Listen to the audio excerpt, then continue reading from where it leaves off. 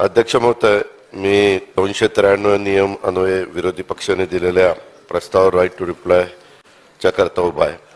अध्यक्ष महोदय, सुरुवातीला उपमुख्यमंत्री महोदयांनी काही मुद्दे इथं मांडले. उपमुख्यमंत्री महोदय, तुम्ही बोलत असताना असे काही आकडे फेकता किंवा सांगता की त्याच्यामध्ये बाकीच्यांना ज्याचा बारकाईने अभ्यास आहे तो एक वेळ विचार करेल. आता तुम्ही काय सांगितलं, 2019-20 ला तुम्ही 16% त्या ठिकाणी पुरवणी मागण्यामध्ये हे म्हणजे मूळ बजेटच्या नंतर ज्या 3 पुरवणी मागण्या आपल्या होतात, एक पावसाळी, एक हिवाळी आणि एक शेवटची, त्यात 16% आमच्या काळात झालेलं सांगितलं, नंतर 16.5% सांगितलं, आता 14% सांगितलं. अजून त्याच्यामध्ये शेवटची पुरवणी ऍड व्हायची आहे. त्याच्यामध्ये निश्चितपणे ते आकडा वाढणार आहे, हे त्रिवार सत्य. पण तुम्ही तसं नाही सांगितलं. सांगताना सांगितलं 14% की बाकीच्यांना वाटतं बघा बघा किती चांगलं चाललेलं आहे. अध्यक्ष महोदय, ह्याच्यामध्ये तुम्ही मग एक शब्द आम्हाला द्या की मार्चची पुरवणी मागणी जरी झाली तरी ती पकडून मी 16%च्या आतच ठेवणार अशा पद्धतीची खात्री द्या. अध्यक्ष महोदय, तुम्ही यांनी सांगितलं की 37,000 कोटीचा उल्लेख तुम्ही दिलीप वळसे पाटलांच्या ह्याच्यातला ठोकचा केला. वास्तविक माझ्या माहितीप्रमाणे एकंदरीत जे बजेट होतं त्या बजेटमध्ये ठोक छेड खाली नाही तर इतर सगळं मिळून ते होतं. तुम्ही ते तपासून घ्या. पण त्याही संदर्भामध्ये अशा प्रकारची आम्हाला माहिती तुम्ही दिली. मला दुसरं एक आपल्याला सांगायचं की विदर्भामध्ये संत्रा प्रक्रिया संदर्भात आपण जे सांगितलं कोका कोला किंवा काय, अर्थसंकल्पामध्ये आम्ही एक जाहीर केलेलं होतं की वरुड येथे सिट्रस पार्क पूर्ण करावं. तर त्याचाही विचार म्हणजे तुम्ही म्हणताय कोका कोला आणि जैन आणि ह्याच्यामध्ये कुठलं जे चांगलं असेल ते केलं तर आपल्या भागातल्या सगळ्या शेतकऱ्यांचा त्याचा फायदा होईल. आणि दुसरं, त्याला स्पर्श खूप विषय होते म्हणून करता आला नाही. संत्र्याच्या बांगलादेशात निर्यातीचा प्रश्न हा साधारण ₹63 अशी आयात कर त्या ठिकाणी होता. आता बांगलादेशाने तो लावलाय. याबाबत आपण केंद्र सरकारकडे पाठपुरावा केला पाहिजे, नाहीतर केंद्राचं फार आपलं नुकसान होईल. अजून एक मुद्दा आपल्याला मुख्यमंत्र्यांच्या मला लक्षात आणून द्यायचा होता.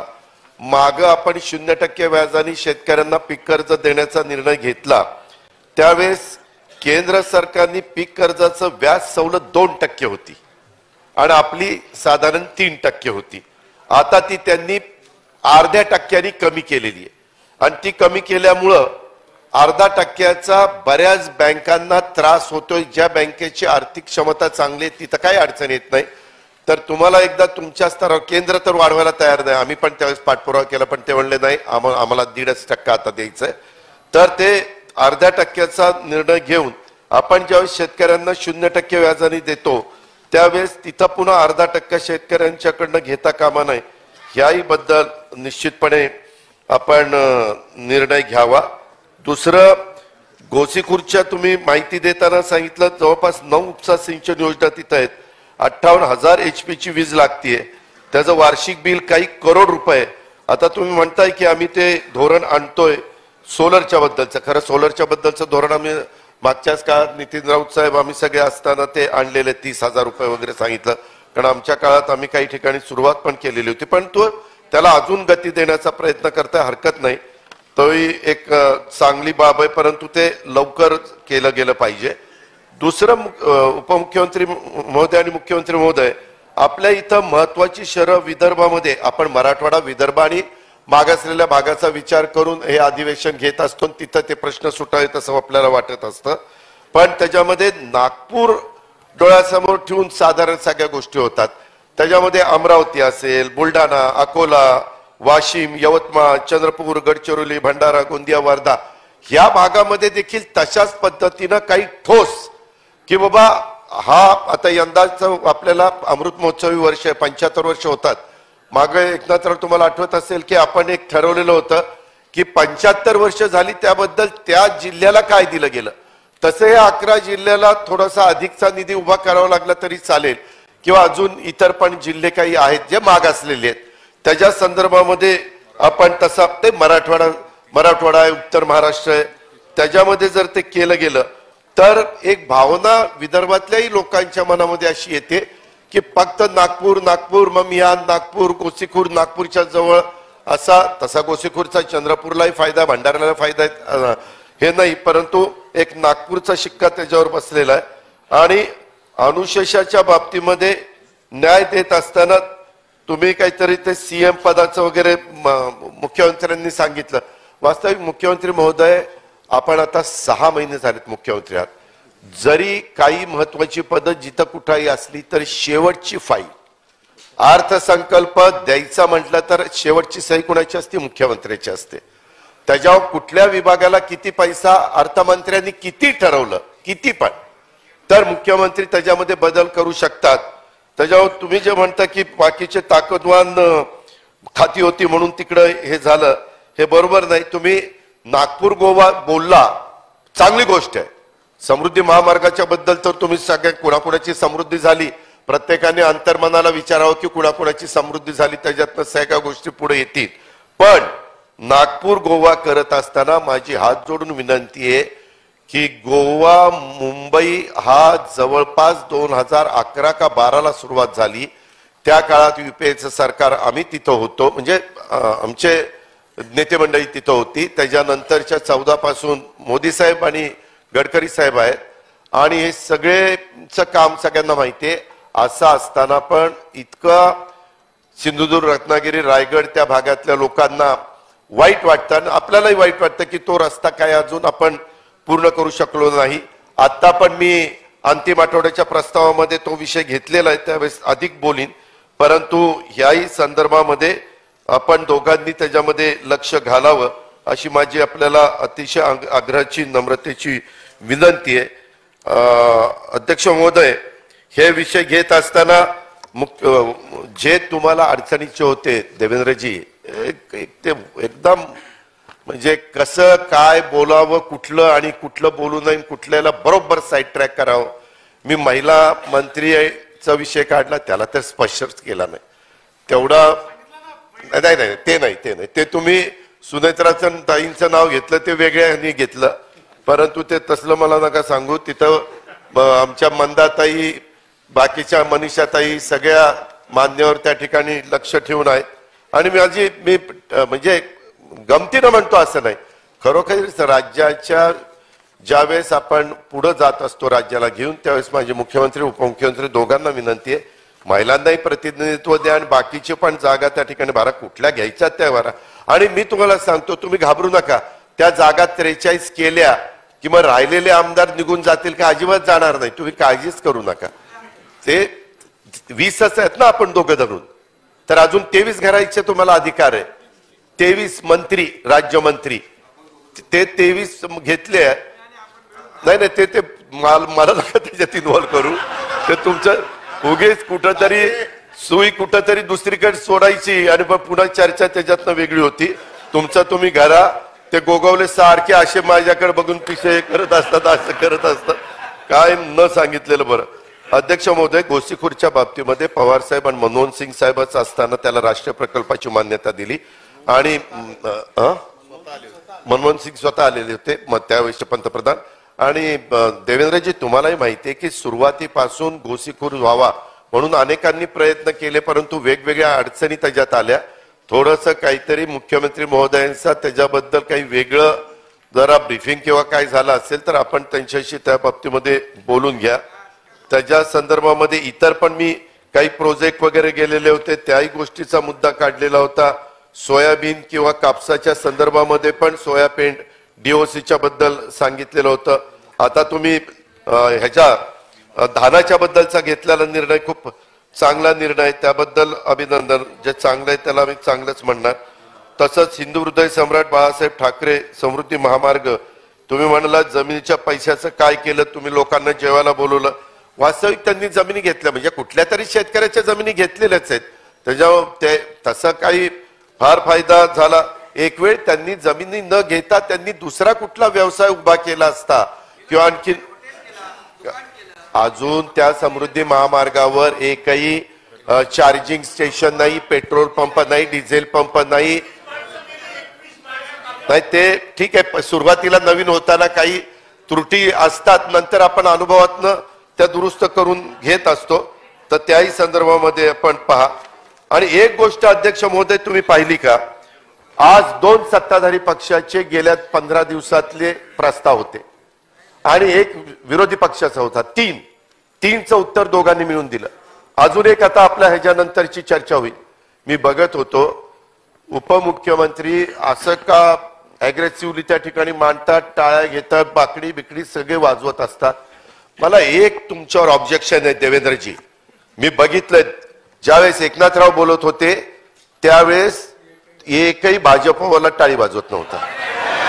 त्या एक मिनिट, तुम्ही अध्यक्ष महोदय माईकवर ह्याच्यावर टीव्ही मध्ये बघा, त्याच्यात एक मिनिट हरेश पिंपळे साहेब तुम्ही फक्त मधनं वाजवायचा आणि नंतर तर तानाजीराव गेले, तानाजीरावांनी आमच्याच लोकांना सांगितलं टाळ्या वाजवा.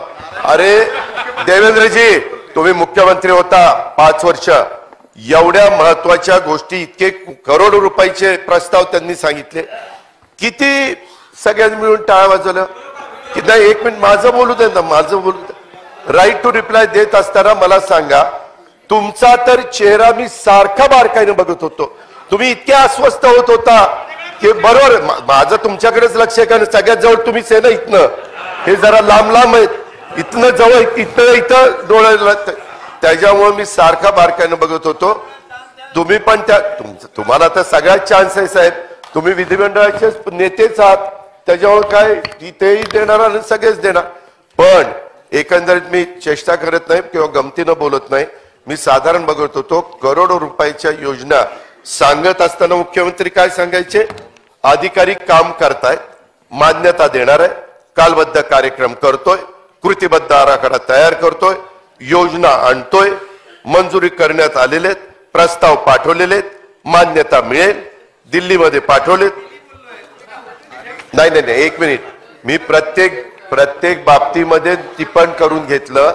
माझं मुख्यमंत्री महोदय तुम्हाला एक सांगणं आहे की कुठलाही एखादी गोष्ट सांगत असताना तुम्ही मुख्यमंत्री आहात, मान्यता करतो आणि प्रस्ताव पाठवला का हे मी करणार सांगा ना. मान्यता बिंदत आहे तो तुमचा अधिकार आहे. मी कॅबिनेटला, तुम्ही कशाला सांगता कॅबिनेटला पाठवतो? मी कॅबिनेटमध्ये करून घेणार. एक मेसेज तिथं गेला पाहिजे लोकांच्यात. हे महाराज उपमुख्यमंत्री असताना हे रेटून बोलतायत आणि तुम्ही मात्र जरा मागच येत आहे. मला तुम्ही जरा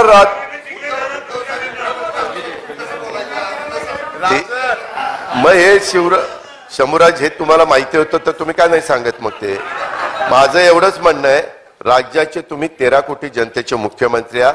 3 प्रस्ताव अतिशय महत्वाचे होते. ते प्रस्ताव देत असताना अख्खं महाराष्ट्र आणि अख्खा विदर्भ मराठवाडा सगळ्यात तुमच्या बोलण्याकडे त्या ठिकाणी बघत असतो.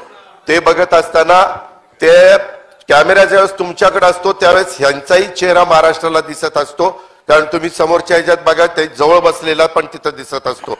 त्यावेळेस तुम्ही जे बोलताय त्यावेळेस ह्यांची प्रतिक्रिया काय येते ते चेहरा बघून जे विचार करणारे आहेत ते वेगळाच विचार करत असतात. त्याच्यामुळं तसं नाही.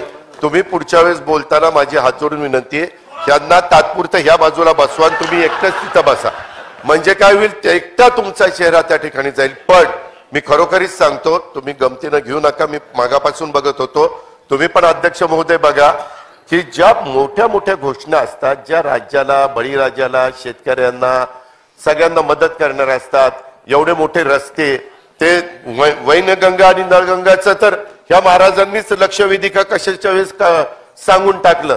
खरं तर ह्या अशा प्रकारच्या गोष्टी राज्याच्या उपमुख्यमंत्र्यांच्या सहित बाकीच्यांनी न सांगता त्या फक्त मुख्यमंत्र्यांना त्या शेवटच्या दिवशी डिक्लेअर करण्याच्या करता ठेवायच्या असतात. परंतु देवेंद्रजी तुम्ही हात असं चोळल्यासारखं मला काही करू नका. पण तुम्ही इतकं ते मी बिलंदर शब्द तुम्हाला वापरणार नाही, तो इथं चालणार नाही. पण एकदम हुशार पद्धतीनं तुम्ही सगळ्या गोष्टी त्यांना सांगता आणि सगळे व्यवस्थित खुशीत असतात. असं करू नका. आम्ही 2.5 वर्ष बरोबर जवळजवळ दोघं बसलेलो होतो. त्याच्यामुळे मला फार कधी कधी असं झालं की थोडंसं मनाला वेदना होता, दुःख होतं. त्याच्यामुळे अशा पद्धतीनं करू नका. आणि हे सगळे जे काही मुद्दे बाकीचे काढलेले त्या सगळ्याला स्पर्श आपण केला नाही. पण जे प्रश्न तुम्हाला आता स्पर्श करता आले नाही त्याची नोंद करून घेऊन तुम्ही आदेश जरी दिले तुम्ही दोघांनी, आणि पीक विम्याच्या पण संदर्भामध्ये, कारण पीक विमा फार कमी रकमेचे चेक तुम्ही आकडे दिले, परंतु शेतकऱ्यांना मिनिमम इतक्या हजाराचा तरी चेक मिळेल असं काहीतरी एक धोरण स्वीकारा. त्याच्यामध्ये राज्याला काही वेगळा विचार करावा लागला तरी चालेल, तर कृपया त्याही गोष्टीचा आपण विचार करावा अशी माझी आपल्या दोघांना विनंती आहे. आपल्याला माहिती आहे की अधिवेशनाचा हे झाल्यानंतर दुसरा आठवडा आहे आणि उद्या अधिवेशन संपतंय. खरं तर अध्यक्ष महोदय, आमची सगळ्यांची इच्छा अशी होती की गेले 2 वर्ष अधिवेशन आपल्या विदर्भामध्ये होऊ शकलं नाही कोरोनामुळं, आणि त्याच्यामुळं अजून एक आठवडा अधिवेशन त्या ठिकाणी वाढवावं आणि त्याच्यामध्ये सभागृहाच्या दोन्ही बाजूच्या लोकांना काय लक्षवेधी असतील, त्यांचे काय प्रश्न असतील ते त्या ठिकाणी मांडण्याची संधी मिळावी. कारण आणि याच्यातनं दुसरा एक असा झाला असतं, खरं ती संधी सन्माननीय एकनाथराव शिंदे साहेबांना आणि देवेंद्रजींना होती की अधिवेशन 2022 मध्ये पण झालं ना अधिवेशन 2023 मध्ये पण झालं. माझ्या माहितीप्रमाणे मी तरी 30-32 अधिवेशनं अटेंड केलेली आहेत 32 वर्षात. तर त्याच्यामध्ये असं एकाच काळातलं अधिवेशन 2 सालामध्ये विभागलं गेलं असं कधी झालेलं नव्हतं. आणि एक वेगळ्या पद्धतीचा मेसेज इथल्या लोकांच्या मध्ये देता आला असता, एक समाधान त्याच्यातनं निर्माण झालं असतं. परंतु शेवटी कामकाज सल्लागार समितीचा अंतिम निर्णय जो असतो तो नाईलाज असतो, आम्हाला मान्य करावा लागतो. आणि त्याच्यामुळं आज आम्हाला हा अंतिम आठवडा प्रस्ताव घ्यावा लागला. खरं तर हा प्रस्ताव दुपारी 3ला घ्यायचा ठरलं होतं, आता 5 वाजलेले आहेत. माझी तुम्हाला विनंती आहे की आज उशिरापर्यंत आम्ही बसायची तयारी आहे आणि किती 11 वाजेपर्यंत जरी चर्चा झाली तर होऊ द्या, कारण आज सगळी चर्चा संपेल असं मला वाटत नाही. सभागृहाच्या दोन्ही बाजूच्या दादा एकच मिनिट, आपण सकाळीच सांगितलंय आपल्याला ह्या प्रस्तावावरची चर्चा संपवायची आहे, त्यामुळे उशीर झाला तरी आपण चर्चा चालू ठेवणार. आमची तर तयारी आहे, परंतु त्याच्यामध्ये वेळ उद्याच्याला त्याचा रिप्लाय आणि या बाकीच्या सगळ्या गोष्टी होतील. अध्यक्ष महोदय, आजचा प्रस्ताव घेत असताना एक गोष्ट मी मुख्यमंत्र्यांच्या आपल्या मार्फत लक्षात आणून देतो की काही माझ्या सन्माननीय सदस्यांनी अभिनंदन केलं की इतक्या लक्षवेधी झाल्या, काही शेल लक्षवेधी आपण करण्याचा प्रयत्न केला आणि आज पण लक्षवेधी दाखवलेले आहेत. परंतु अध्यक्ष महोदय, मगाशी मुख्यमंत्री म्हणाले की अधिवेशन गांभीर्याने आम्ही घेतलं. खरंच अधिवेशन गांभीर्याने घेतलं का? कितीदा तरी संबंधित खात्याचे मंत्री नसायचे, संबंधित लक्षवेधी काही जण तर 3-3दा, आज नाहीये, उद्या नाहीये, परवा नाहीये, 3-3दा लक्षवेधी पुकारावं लागायच्या. अध्यक्ष महोदय, असं इतकं सभागृहाला गृहीत धरून चालत नाही. विशेषतः राज्यकर्त्यांची ती जबाबदारी असते. आम्ही कधी पण कोरम मागू शकतो, परंतु सकाळी पण मी 9 वाजता आलेलो तरी कोरम मागत नव्हतो आणि रात्री उशिरा 10:30-11 वाजले तरी मी कोरम मागत नव्हतो. का? तर चर्चा व्हावी. नाहीतर आम्हाला जर अडचण नियमावरच बोट ठेवून चालायचं म्हटलं तर आम्ही लोक हे करू शकलो असतो, परंतु आम्ही समंजस भूमिका घेतली. कित्येकदा तुम्ही पण सांगायचा की बाबा आपण मार्ग काढून पुढे जाऊ, परंतु हे सगळं होत असताना अनेकदा ह्याच्याबद्दलची उत्तरं येत नव्हती. कधी कधी मंत्री संबंधित हजर नसायचे, काहीतरी थातूरमातूर उत्तरं दिली जायची की मंत्री का नाही आले, कशामुळे काही अडचण आली, आणि असं होता कामा नये. माझं आजच्या या अंतिम आठवडा प्रस्तावाच्या निमित्तानं तुम्हाला आणि मुख्यमंत्री महोदय आणि सर्वांनाच ही गोष्ट प्रकर्षाने त्या ठिकाणी सांगायची. अध्यक्ष महोदय, आजच्या प्रस्तावामध्ये राज्याची बिघडलेली कायदा सुव्यवस्था हा विषय घेतलेला. 6 महिन्यापूर्वी एकनाथराव शिंदे साहेबांच्या नेतृत्वाखालचं सरकार सत्तेवर आलं. आज जर गेल्या 6 महिन्यामध्ये बदल झाल्यानंतर आपण पाहिलं तर चोऱ्या असतील, दरोडे असतील, महिलांच्यावरचे अत्याचार असेल, वाढलेली गुन्हेगारी यावर आपण चर्चा करत असतो. ती पण चर्चा आज या अंतिम आठवडा प्रस्तावाच्या निमित्तानं आपण करणार आहे. पण कधी नाही एवढं राज्याचा कायदा सुव्यवस्थेचा एक वेगळ्या प्रकारचं आव्हान निर्माण झालेलं आहे आणि त्याच्यामध्ये सभागृहामध्ये चर्चा झाली पाहिजे. अध्यक्ष महोदय, मी ताजंच उदाहरण तुम्हाला एक देतो की दक्षिण पश्चिम नागपूर हा उपमुख्यमंत्री देवेंद्र फडणवीस साहेबांचा मतदारसंघ आहे. आज ते उपमुख्यमंत्री आहेत, गृह खातं त्यांच्याकडे. येथील जैताला रोडवर नथुराम हिंदू महासभा असा फलक आणि बंदुकीचं निशाण असलेला झेंडा मुख्यमंत्री महोदय तिथं लावण्यात आलेला आहे. स्वतंत्र भारताच्या पहिल्या आतंकवादी नथुराम गोडसे ज्यांनी राष्ट्रपिता महात्मा गांधींची हत्या केलेली उभ्या जगाला माहिती आहे. अशा खुन्याचं उदात्तीकरण करण्याचा प्रयत्न जर केला जात असेल, अशा पद्धतीनं राष्ट्रपिता महात्मा गांधी यांच्या खुन्याचं उदात्तीकरण करणाऱ्याला तातडीनं कारवाई होणार नसेल तर कसा कायदा सुव्यवस्था राहणार आहे. या घटनेच्या निषेधार्थ स्थानिक लोकांनी तिथं आंदोलन केलं. अध्यक्ष महोदय, हा तिथं बोर्ड आहे आणि हा झेंडा आहे, त्या झेंड्यावर पिस्तूल आहे. असं नाही चाललं पाहिजे अध्यक्ष महोदय. आपण ज्यावेळेस सरदार वल्लभभाई पटेल किंवा महात्मा गांधी, सुभाषचंद्र बोस ह्या ज्या महान व्यक्ती होऊन गेल्या त्याच्याबद्दल एक आदर सन्मान आपल्याला सगळ्यांनाच आहे. आणि असं असताना आपल्या राज्यातल्या उपमुख्यमंत्र्यांच्या स्वतःच्या मतदारसंघात ही घटना घडते आणि पोलीस बघ्याची भूमिका घेतात. हे तर ताजं आजचं उदाहरण आहे म्हणून मी सांगितलं. असे कितीतरी अध्यक्ष महोदय उदाहरणं मी किंवा माझे इतर सहकारी मित्र ह्या निमित्तानं देऊ शकतो. अध्यक्ष महोदय, आम्ही मधल्या काळामध्ये मुंबईला मोर्चा काढला. कशा करता काढला? देशातले जे महापुरुष होऊन गेले त्या महापुरुषांच्या बद्दल अपशब्द वापरले जातात, बेताल वक्तव्य केली जातात. त्या संदर्भामध्ये अक्षरशः म्हणजे ऐकवणार नाही अशा प्रकारची वक्तव्य त्या ठिकाणी काहींनी केली. बरं, जबाबदार लोक करतायत. अध्यक्ष महोदय, ह्याच्यामध्ये कुठंतरी वेगळ्या प्रकारे बघण्याचा माझा दृष्टिकोन नाही. माझं म्हणणं असं आहे की सत्ताधारी पक्षाच्या बाजूचे मान्यवर बोलत असतील, त्यांचे प्रवक्ते असतील, त्यांच्या विचाराचे आमदार असतील, त्यांच्या विचाराचे इतर कोणी मान्यवर असतील तर त्यांना पण आवर घातला पाहिजे.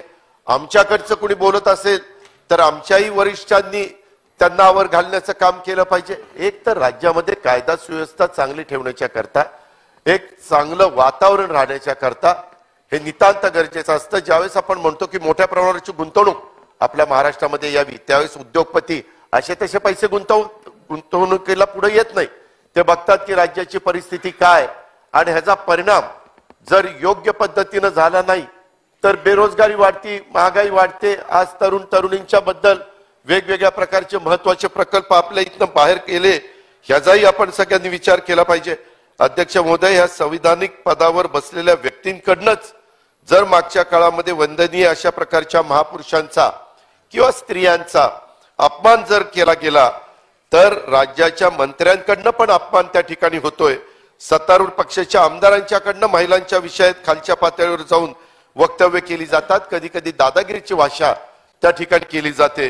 राजकीय कुरघोडीचे खोटे गुन्हे दाखल केले जात आहेत. राजकारणासाठी प्रशासकीय यंत्रणा आणि पोलीस दलाचा गैरवापर त्या ठिकाणी अध्यक्ष महोदय केला जातो. हे आज कायदा सुव्यवस्थेवर पुढचं मोठं आव्हान आहे. इथं माजी गृहमंत्री बसलेले, माग ते स्वतः 6 महिन्यापूर्वी गृहमंत्री होते, त्यांची कारकीर्द आठवा. आर पाटलांची कारकीर्द आठवा, जयंत पाटलांची कारकीर्द आठवा. अध्यक्ष महोदय, ही लोक गृहमंत्री म्हणून काम करत असताना किंवा अनिल देशमुखांची कारकीर्द आठवा. अध्यक्ष महोदय, मी त्याही गोष्टीवर येणार आहे. कालच मी त्या बाबतीमध्ये त्यांना भेटायला गेलेलो होतो, त्यांचं आम्ही स्वागत केलं. इतर पण काही माझी कामं होती ती करून मी दिलीपराव परत आलो. भुजबळ साहेब तिथं त्यांच्या काही कामानिमित्त थांबले. अध्यक्ष महोदय, राजकीय सत्तांतर घडत असतात. 95 ते 99च्या काळामध्ये भाजप शिवसेनेचं सरकार होतं.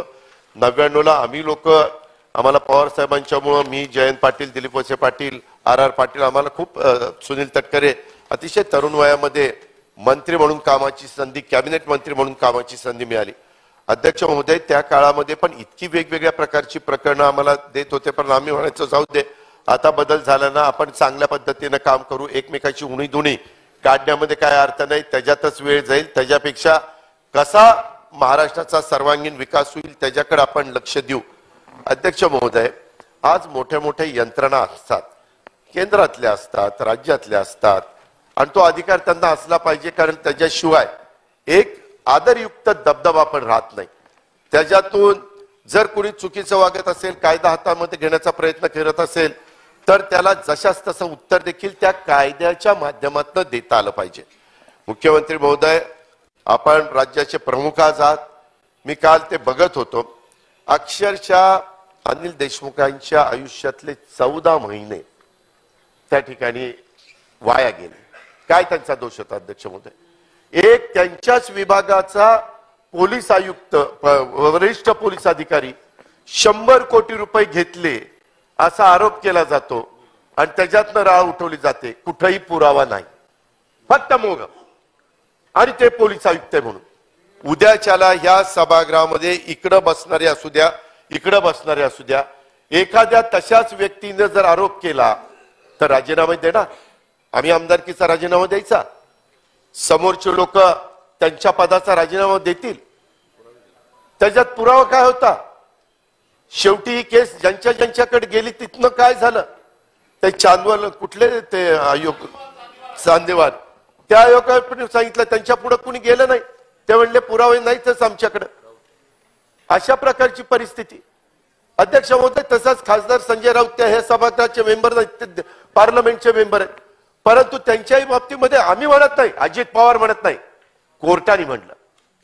शेवटी कोर्ट तुमच्या आपल्या संविधानाने डॉक्टर बाबासाहेब आंबेडकरांनी जी घटना दिलेली आहे, आपल्याला एक संघ का ठेवलं गेलेलं आहे? संविधानामुळे ठेवलं गेलेलं आहे. किती जाती, वेगवेगळ्या जातीचे, धर्माचे, नाना ढंगाचे लोक इथं राहतात, गुण्या गोविंदाने राहतात. परंतु अध्यक्ष महोदय, तुम्ही आम्ही विचार केला पाहिजे, एकनाथराव आपण विचार केला पाहिजे, उपमुख्यमंत्र्यांनी विचार केला पाहिजे. ठीक आहे, राजकीय मतमतांतर होईल, त्याच्या संदर्भामध्ये कुणाच्या मनात काय असेल ते त्या ठिकाणी भूमिका वटवतील. पण त्या व्यक्तीचे एवढे महत्वाचे दिवस जे आयुष्यातले वाया जातात. काही काही जण म्हणतात की त्यांच्यावर आरोप सिद्ध झाला. काय नाही झाला. आरोप सिद्ध झाल्यानंतर काय शिक्षा असेल नियमाने करा ना, त्याच्याबद्दल आमचं कुणाचं दुमत नाही. परंतु अध्यक्ष महोदय, हे कधीतरी रेकॉर्डवर आलं पाहिजे. काय संजय राऊतची चूक होती, काय अनिल देशमुखांची चूक होती? हे जे काही चाललंय हे अध्यक्ष महोदय सगळ्या महाराष्ट्रातल्या जनतेला आणि सगळ्या राजकीय पक्षांना सगळ्यांना आत्मचिंतन करण्याची गरज आहे. हे आज त्यांच्यावर वेळ आली म्हणून त्यांच्या फॅमिलीनं त्याची किंमत मोजली. काय फॅमिलीमध्ये अवस्था झाली असेल ह्याचा जरा विचार करा ना. याबद्दल देखील अध्यक्ष महोदय कुठेतरी विचार झाला पाहिजे.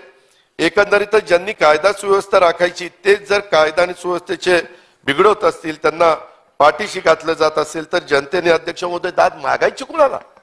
त्याच्या संदर्भामध्ये समाजात ज्यांनी शांतता आणण्याचं काम त्या ठिकाणी करायचंय तेच जर अशांतता निर्माण करत असतील तर अध्यक्ष करायचं काय? ह्या गोष्टीचा पण विचार हा सर्वांनी त्या ठिकाणी केला पाहिजे. अध्यक्ष महोदय, या राज्याचे नेहमीच राज्याने, कारण युगपुरुष छत्रपती शिवाजी महाराजांना आपण सगळेजण दैवत मानतो, अनेकांनी शिवाजी महाराजांचे फोटो लावून निवडणुकीमध्ये काही त्यांचा जाहीरनामा असेल, काही त्यांचं स्लोगन असेल, काही त्यांचा प्रचार असेल, तो करण्याचा प्रयत्न केला.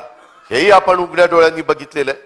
परंतु ह्या राष्ट्रपुरुषांचा सन्मान आपण करत असताना राष्ट्रपुरुषांच्या बद्दल जाज्वल्य अभिमान बाळगणारं राज्य म्हणून महाराष्ट्राची देशात आणि जगामध्ये ओळख आहे अध्यक्ष महोदय. आणि असं असताना आपल्या राज्यात सर्वात मोठं संविधानिक पद भूषवणाऱ्या मान्यवरांच्याकडनंच याच महाराष्ट्रात झालेल्या महापुरुषांचा अपमान महाराष्ट्रातील जनतेला अजिबात पटलेला नाही. आपली जनता शांतपणे बघत असते. ज्यावेळेस वेळ येईल त्यावेळेस ते बरोबर जे काम करायचं ते करतात. ह्याच्यामध्ये प्रचंड असंतोष समाजामध्ये पाहायला मिळतो. ते काय म्हणाले अध्यक्ष महोदय? शिवाजी महाराज तो पुराने जमाने के है. अरे शिवाजी महाराज पुराने जमाने के है. त्याच्या संदर्भामध्ये एवढंच नाही, आज के आदर्श नितीन गडकरींच्या बद्दल पण आम्हाला सार्थ अभिमान आहे. आम्ही त्यांच्याबद्दल काही टीका टिप्पणी करायचं, पण गडकरी साहेबांची आणि शिवाजी महाराजांची तुलना होऊ शकते का?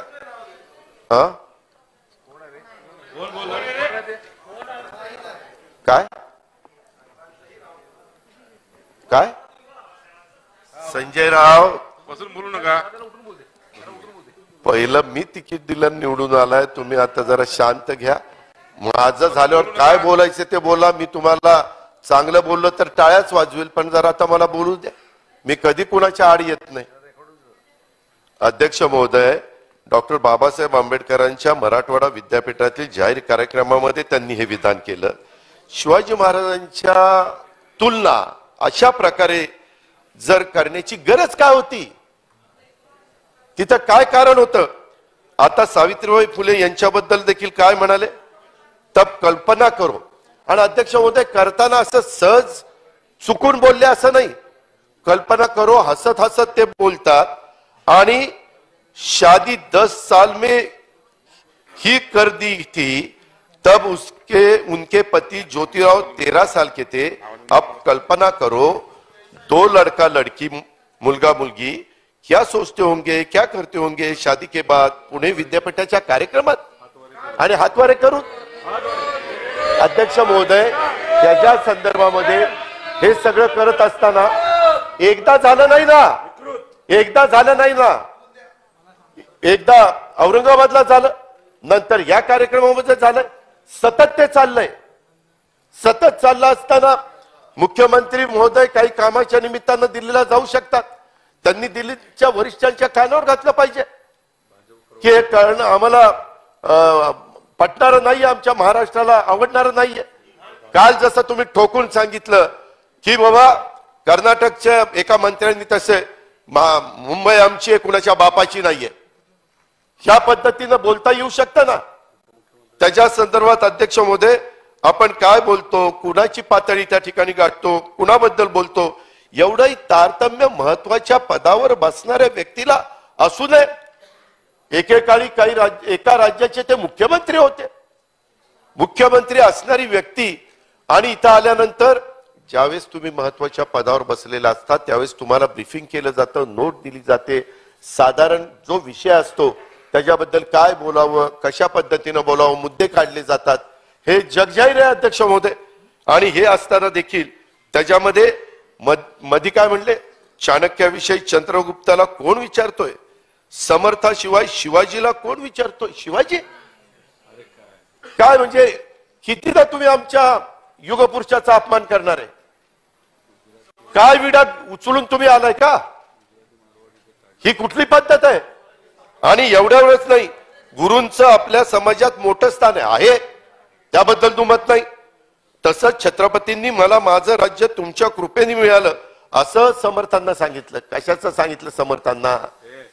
शिवाजी महाराज असं सांगतात तुमच्यामुळं.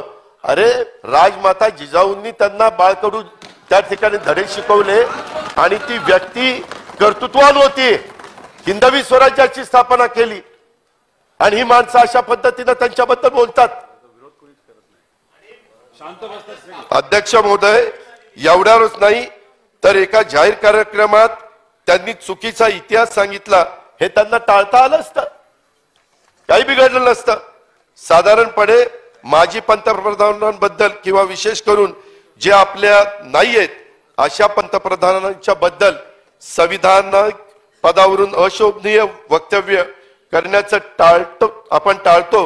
ही भारतीय राजकारणाची एक चांगली परंपरा, चांगली बाजू आहे, पण ती पण अध्यक्ष महोदय पाळली जात नाही. त्याच्यामध्ये भारताचे पहिले पंतप्रधान पंडित जवाहरलाल नेहरू हे स्वतःला शांतीदूत समजायचे. त्यामुळे देश कमकुवत झाला आणि बराच काळ तो कमकुवतच राहिला. कारगिल विजय प्रित्यर्थ आयोजित जाहीर कार्यक्रमात त्यांनी हे वक्तव्य केले. अरे तिथं टाचणी तयार होत नव्हती त्या काळात. त्या इतकी दूरची दृष्टी होती पंडित जवाहरलाल नेहरूंना. गांधी नेहरूंच्या विचारांनी हा देश पुढे गेला. आणि आज अशा पद्धतीनं नेहरूंच्या बद्दल बोललं जातं. किती महत्वाची धरणं घ्या, महत्वाचे उद्योग घ्या. अध्यक्ष महोदय, जरा नेहरूंच्या वरची पुस्तकं वाचा म्हणा. पहाटे 4ला उठताना वाचा ना, हे असलं बाकीचं करण्यापेक्षा. अध्यक्ष महोदय, एवढंच नाही तर स्वर्गीय पंडित जवाहरलाल नेहरू हे भारताचे पहिले पंतप्रधान. तुमचं वेगळं मत असू शकतं, पण त्या संविधानिक पदाची शोभा असली, वक्तव्य ठेवली पाहिजे. अशा प्रकारची वक्तव्य तिथं करता कामा नये. मुंबईचं महत्व उभ्या महाराष्ट्राला माहितीये. मुंबई करता 106 जणांनी हुतात्म्य पत्करलं. आपण सगळेजण साक्षीदार आहोत किंवा इतिहास आपल्याला माहितीये. आणि असं असताना अध्यक्ष महोदय, जगाला ते सांगण्याची काही गरज नाही. या मुंबईबद्दल काय म्हणाले? एकदा झाले का? 5-5, 6-6 वेळा जाणीवपूर्वकच केलं जातं आणि त्याच्यामध्ये गुजराती राजस्थानी माणसाला मुंबईतून बाहेर काढलं तर मुंबईत पैसा उरणार नाही. अरे पट्टे, गुजराती राजस्थानी माणसाला मुंबईच्या बाहेर काढल्यानंतर मुंबईत पैसा त्या ठिकाणी उरणार नाही. ही भाषा राज्यपाल महोदयांची. कशा करताय बोलतायत का? त्यांना एकनाथराव शिंदे साहेबांचं सरकार तिथं बसलेलं ते अस्थिर करायचंय का? म्हणून हे चाललंय का? ह्याच्या संदर्भामध्ये 29 जुलै 2022 मुंबईतील अंधेरीच्या दाऊदबाग जंक्शनच्या चौकात नामकरण सोहळ्यात त्यांनी मुंबईला कमी लेखण्याचं काम केलं. अध्यक्ष महोदय, जी मुंबई आज देशाची आर्थिक राजधानी आहे, सगळ्या जगातली लोक तिथे येतात. आपण सगळेजण आता पण कित्येक कामं त्याच्यामध्ये कोस्टल रोड असतील, बाकीच्या सगळ्या गोष्टी असतील, ते तिथं चाललेले. आपल्याला सगळ्यांना त्या शहराचा अभिमान आहे. जो तिथं रोजीरोटी कमवायला येतो त्याला तिथं मुंबई कुणाला उपाशी झोपून देत नाही असं बोललं जातं. मुंबई रात्री कधी झोपत नाही, 24 तास काम करते असं बोललं जातं. त्या मुंबईबद्दल अशा प्रकारची वक्तव्य करायची. अध्यक्ष महोदय, महाराष्ट्रात प्रचंड संताप ह्यामुळे निर्माण झालेला आहे. लोकांमध्ये आक्रोश आहे, चीड आहे. त्याच्यामध्ये महापुरुषांचा असा अपमान सहन होणारा नव्हता. अपेक्षा अशी होती मुख्यमंत्री महोदय, आपण असाल, उपमुख्यमंत्री महोदय असतील, याबाबत जाहीर आक्षेप त्या ठिकाणी नोंदवतील, निषेध करतील, राज्यपालांना माघारी बोलवण्याच्यासाठी केंद्र सरकारला विनंती करतील. परंतु साधा निषेध देखील याबद्दल केला जात नाहीये. आम्ही मागणी केली राज्यपाल महोदयांची अकालपट्टी करा, परंतु त्याचाही विचार दुर्दैवाने त्या ठिकाणी होत नाही. ही आपल्या महाराष्ट्राची शोकांतिका आहे. अध्यक्ष महोदय, हे झालं राज्यपाल महोदयांचं. मंत्र्यांचं काय? केवळ राज्यपालच नाही तर सत्तारूढ पक्षाचे मंत्री, आमदार, राज्याचे एक जबाबदार ज्येष्ठ मंत्री महापुरुषांचा जाहीर अपमान करतात. राज्यात शाळा कर्मवीर भाऊराव पाटील, डॉक्टर बाबासाहेब आंबेडकर, महात्मा ज्योतिराव फुले यांनी शाळा केल्या. या सगळ्यांनी शाळा सुरू करताना सरकारने त्यांना अनुदान दिलं नाही. ठीक आहे ना, ते उभ्या महाराष्ट्राला जगाला माहिती आहे. पण त्यांनी लोकांकडनं भीक मागितली आणि हातवारे करून भीक मागितली. अरे काय चाललंय? तुम्ही म्हणू शकता ना, त्यांनी लोकांच्याकडनं देणगी मागितली. Higher and technical education minister होता, देणगी मागितली म्हणू शकत होता. त्याच्यामध्ये मदत मागितली म्हणू शकत होता. लोकसहभाग मागितला, लोकवर्गणी मागितली म्हणू शकत होता. स्वइच्छेने मदत, कमवा आणि शिका. आणि ह्यांच्याबद्दल असं बोलतात. खरं तर जरा इतिहासामध्ये खोलात जावा. महात्मा ज्योतिराव फुलेंचं त्या काळामध्ये जी कंपनी होती तिचा टर्नओव्हर होता 20,000 रुपयाचा आणि टाटाचा होता 19,000 रुपयाचा. 19,000 रुपये त्यावेळेसचे 19,000 आणि यांचे 20,000. एवढे मोठे ते आर्थिक बाबतीत सक्षम होते. त्यांनी त्या गोष्टीची पर्वा केली नाही. समाज शिकला पाहिजे. सावित्रीबाई फुलेंनी तेच केलं, महात्मा फुलेंनी तेच केलं. बाबासाहेब आंबेडकरांचा इतिहास आपल्या सगळ्यांच्या समोर आहे. कशा करता ह्या गोष्टी करतात? का करतात? का त्या मंत्री महोदयांना त्यावेळेस थोडीशी कमी महत्वाची खाती दिली म्हणून करतात? माग 3 महत्वाची खाती होती, वरचं पद होतं, आता साधी खाती आहेत म्हणून करतात. कारण काय? आणि विथ ऍक्शन करतात. अध्यक्ष महोदय, एकंदरीत महापुरुषांच्या असल्या भाषेत जर तुम्ही अपमान केला तर शाई फेकेचं मी अजिबात समर्थन करत नाही. पण लोकांच्या भावना दुखावल्या जातात याची काळजी आपण घेतली पाहिजे ना. महत्वाच्या पदावर बसल्यानंतर आपण काय बोललं पाहिजे, कसं वागलं पाहिजे, काय आपली परंपरा आहे, काय आपली संस्कृती आहे, वडीलधाऱ्यांनी काय आपल्या पुढे आदर्श ठेवलेला आहे, आपल्यावर काय संस्कार झालेले, ह्या सगळ्याचा जरा विचार सर्वांनीच केला पाहिजे. परंतु अध्यक्ष महोदय, शाई फेक हे करणाऱ्यांवर तुम्ही 307 म्हणजे जीवे मारण्याचा प्रयत्न असा गुन्हा त्या ठिकाणी दाखल करता. 8 पोलिसांना तुम्ही निलंबित करता. त्या पत्रकाराचा बिचाराचा काही दोष नाही, ज्याने व्हिडिओ काढला त्याच्यावर देखील गुन्हा दाखल करता. हा कसला न्याय? आणि त्याच्यानंतरच्या काळामध्ये फेस शिल्ड घालून फिरण्याची वेळ तुमच्यावर येते. का नाही एकनाथराव फेस शिल्ड लावत? का नाही शंभूराज लावत? का नाही तुम्ही आम्ही लावत? यांचंच मन यांना खातंय की काहीतरी चुकलंय, मग लावा ते. ते बरोबर नाही अध्यक्ष महोदय. हे अशा पद्धतीनं ज्या प्रकारे चाललंय, काचेचे फेसिल लावून फिरण्याची वेळ यांच्यावर येते. तुम्ही विधानसभेत आता तर अध्यक्ष महोदय सॉरी मुख्यमंत्री महोदय, आपल्या विधानसभेत मुख्यमंत्री महोदय तुमचा पेन शाईचा आहे, शाईचा पेन असेल तर जप्त करा. इथं विधान मंडळात शाईचा पेन आणायला बंदी आहे. हा बॉल पेन बरोबर आहे, बरोबर. तुम्ही माझ्या अंगावर शाई टाकली तर माझं काय होईल? मी काही तिथं लावलं नाही. नाही नाही काय नाही. अहो राज्यपाल करू शकतात तर बाकीच्यांचं काय घेऊन बसलाय? नाही तुम्ही नाही करणार ह्याची मला माहिती आहे.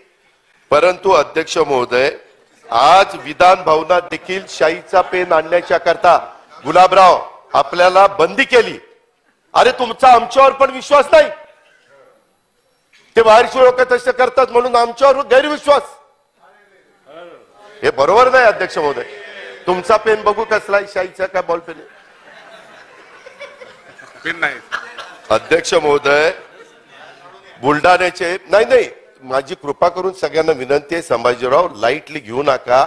हे हळूहळू झिरपत असतं.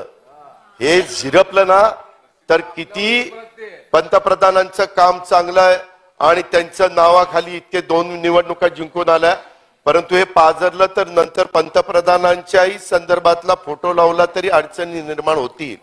ते कर्तृत्व नाही, त्याच्याबद्दल दुमत नाही. पण हे बाकीचे हौशे नवशे गौशे कसे वागतात, ह्या गोष्टीचा विचार झाला पाहिजे.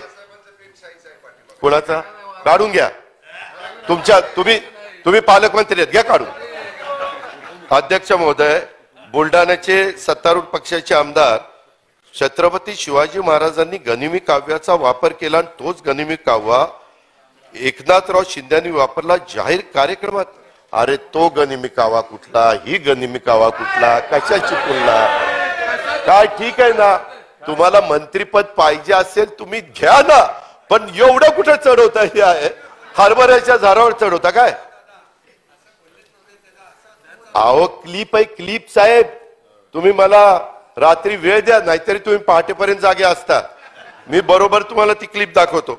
छत्रपतींचा गनिमी काव्या बाबांनो राष्ट्राकरता होता, हिंदवी स्वराज्या करता होता. त्याच्यामध्ये मुख्यमंत्री पद मिळवण्याकरता तो गनिमी कावा नव्हता. अशी तुलना करणं चुकीचं आहे. मी कुठंतरी त्या पदाला कमी लेखतो, कृपा करून समजू नका. कारण इथे येणारा प्रत्येक आमदाराला वाटतं की कधीतरी जाऊन त्या पदावर बसावं, पण ते सगळ्यांना जमतं असं नाही. ह्याही गोष्टीचा विचार आपण सगळ्यांनी केला पाहिजे. अध्यक्ष महोदय, एक एक जण बोलता बोलता असं का बोलत जातात, मी खूपदा सांगतो की माझ्याकडनं पण मी कबूल करतो सभागृहात, एकदा 10-12 वर्षापूर्वी असंच बोलताना एक चूक झाली, अशी किंमत मोजली काय सांगू तुम्हाला. आता त्यापासून भाषण असलं की 10 मनाला दुसऱ्या सांगतो, चुकायचं नाही बरं का, चुकायचं नाही, वेगळा शब्द येऊन द्यायचा नाही. गुलाबराव तुम्ही पण लक्षात ठेवा, कारण तुम्ही पण असा पट्टीत रंगात आला की जे चढत जातो आवाज की एखाद्या वेळेस व्हाल अडचणीत. मग बरोबर आहे, मग सांगतो ना बाबा. त्याच्यामध्ये अध्यक्ष महोदय, महिला आणि बाल कल्याण मंत्री महोदय हे ह्याच्यात ते पण मागे नाही राहिले. औरंगजेबाने शिवरायांना रोखलं, पण शिवाजीराजे त्यांच्या हातावर तुरी देऊन निसटले. शिंदेना देखील रोखण्याचा प्रयत्न झाला, पण शिंदेही महाराष्ट्राबाहेर पडले. असं किल्ले प्रतापगडाच्या कार्यक्रमात ही मुक्ताफळ. अरे कुठं ते, कुठं हे, कशा पद्धतीनं, ह्याच्याबद्दल काय हे वरिष्ठ यांचे कोणी विचारतात की नाही? हो काय, पहिल्यांदाच मंगलप्रसाद लोढा मंत्री झालेले आहेत. आता एवढं मंत्री झाले असताना मुख्यमंत्र्यांना बरं वाटण्याकरता काय बोलावं शिवाजी महाराजांनी हे? अध्यक्ष महोदय, त्याच्यात तर एकाने कहरच केला. पूर्वी आमच्याकडे होते ते आमदार नाही झाले, परंतु त्यांनी तर एक जावई शोधच लावला. छत्रपती शिवाजी महाराजांचा जन्म कोकणात झाला. आता त्या बुद्धीची कीव करावीशी वाटते. अरे शेमड्या पोराला विचारलं तरी ते सांगतो की त्यांचा जन्म जुन्नर तालुक्यात शिवनेरीला झाला. कशाला त्या ठिकाणी त्यांचं एवढं तुमचं कर्तृत्व पाजळण्याचा प्रयत्न करतात? अध्यक्ष महोदय, आपण सगळेजण राज्याचे लोकप्रतिनिधी आहे. आपल्याला शिवाजी महाराजांचा इतिहास जर माहिती नसेल तर जरा वेळ काढा, तो इतिहासाची माहिती घ्या. आणि जे माहिती नसेल ते बोलू नका ना. बबनराव, सगळं माहिती असतं का? आईच्या पोटात कुणी शिकून येत नाही. जे माहिती नसेल तिथं झाकली मुठ सव्वा लाखाची, नंतर बोलायचं. हे कुणी सांगितलं नाही ते उद्योग करायला? अध्यक्ष महोदय, त्या विधान परिषदेचे एक आमदारांनी तर कळसच केला. ती तर काय म्हणतोय, अफजल खाननं शिवाजी महाराजांचा कोथळा बाहेर काढला. काय आता त्याला म्हणावं, शिवाजी महाराजांचा कोथळा काय म्हणजे?